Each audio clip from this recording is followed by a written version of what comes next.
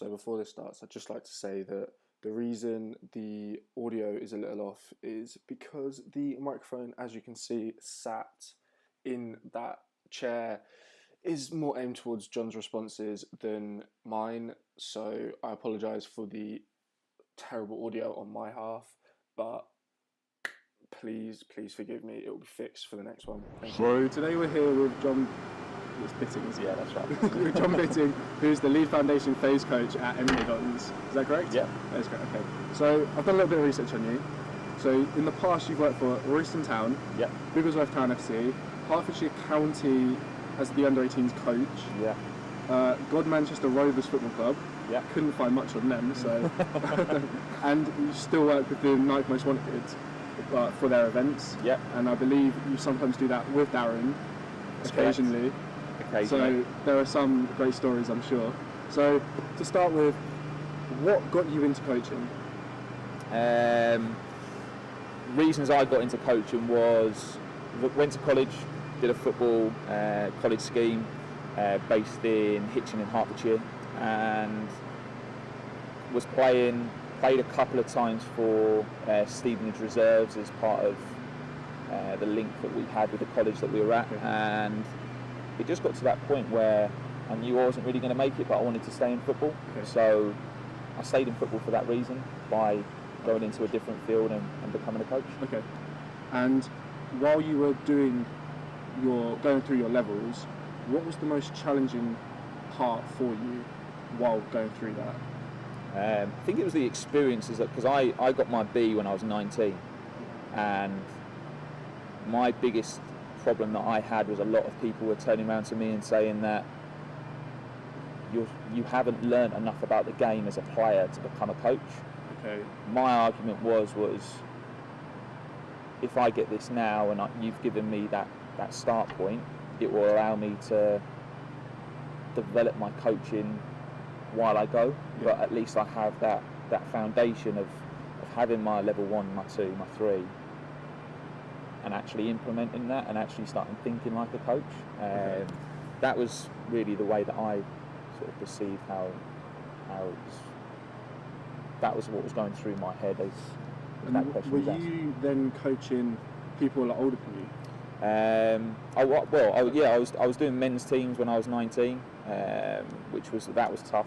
I probably thought I knew more than I did, which was true.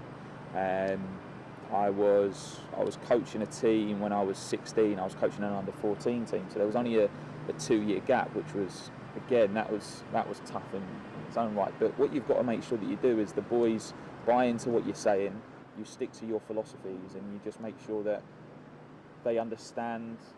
It's a bit like non-negotiable and negotiables, that they understand what their challenges are and what my challenges are, and that we try and work together on them as well. And do you feel that because there was a small age gap, that they tried to relate to you in ways that you might not have wanted them to? Yeah, no, I think there was.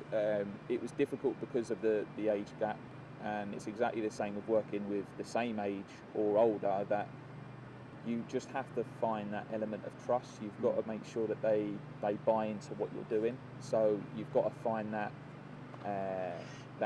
ground where they understand that, yes, I can be your friend, but at the same time I am your coach, and we've got to find that boundary. Okay, so moving on to where you currently work at the stadium and with the under 7s to 12s. Yeah. How, as a coach, do you select players to join the academy? Okay, so there's a couple of areas. First of all, you look at their technical ability. Okay. So you look how they are able to manipulate a ball. You look at their ball striking methods. You look about how they can, because of the way that we play, we look at how they are able to get out of tight situations and be challenged. Okay. Their biggest area is how they learn. So if they struggle to learn and adapt and solve and find solutions to sessions or games, then this might not be the right environment for them. Okay. But if that kid shows elements of those, so they show elements of being able to adapt to situations quickly, to being able to learn techniques quickly and how to get out of tight areas, and by the way that we play, then it gives them the opportunity of coming in and developing as well. So during that process, what happens if the child has shown everything you're looking for and you've then taken them into the academy, and then when they get to say 16, 17, they don't cut first team? How do you then approach them and tell them that we're not taking them any further? It's a process. So every 6 weeks, every kid, and this was from under 9s all the way up, they get a review every 6 weeks. Okay. So within those reviews, we've got to be making sure that we're giving them the correct information. So how we communicate it to them is really important. Yeah. It shouldn't be a shock to them by the time it comes to saying, unfortunately, your journey ends with us, but it doesn't mean your journey ends completely. So through our review process, we've got to be making sure that we're covering areas that they need to develop, how it links with our programme and our philosophy, and as an individual, while that process is going on through the 6 weeks, we've got to be doing everything that we possibly can to ensure that they've got every opportunity to make it as well. And look, if they don't make it, their exit strategies, we have those in place as well. Okay. So how we support them away from here and how we do follow-ups with players is really key to us. I was just about to ask, how do you then send them down different streams, so coaching, management, or even the backroom staff? Is that as you said, you keep contact with them, but how do you show them that there's more than just playing on the pitch? A lot of them, they don't see it then. We've actually got 2 lads we've got Callum, who's our video analysis. He was actually a player here. Okay. He was part of the academy. He left, he went into a different field, and then we invited him back. He came and did some volunteering work for us. Okay. So that was sort of like, he stepped away from the environment and has come back. We've got Gideon, who was a scholar here as well. He's actually our 9s assistant coach now. So he understood that away from football, he's still playing non-league football. Okay. He's playing for Dunstable Town, which is step 3 in the pyramid. So he's doing really well from that side. But as soon as he had that opportunity to come back in, we knew that he understood our philosophy and what we're all about. And him coming in, he's got a really good rapport with the players and he understands what's needed. So there are different routes that these players can go down. It's just about how we educate them. And look, coaching might not be right for them at this moment in time, but hopefully through our environment that we create, they understand that they can always come back to us for support and help if they ever need it.